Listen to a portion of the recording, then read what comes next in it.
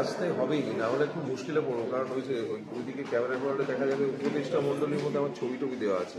গৌরব এই সমস্ত কাজ আগে থেকে করে রেখেছে। আমি বলেছি আমার উপদেশ দেওয়ার মতো কিছু নেই, কিন্তু ও খুবই মানে ওর সঙ্গে সক্ষতা দিন দিন বেড়ে যাচ্ছে এবং বিভিন্ন ছবি নিয়ে আলোচনা চলে, আলাপ আলোচনা হয়, দেখা হয়, আড্ডা হয়।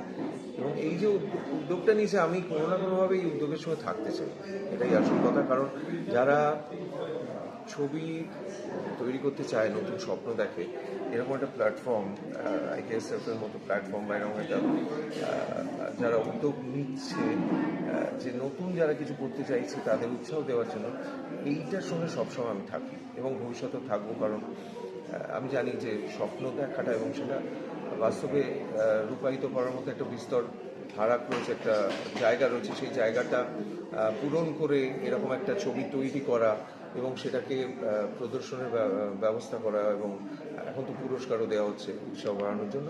এই পুরো পদ্ধতিটা আমার খুবই ভালো লেগেছে এবং ওদের সঙ্গে আমি আছি এবং আশা করি ভবিষ্যতেও থাকবো। থ্যাংক ইউ দাদা।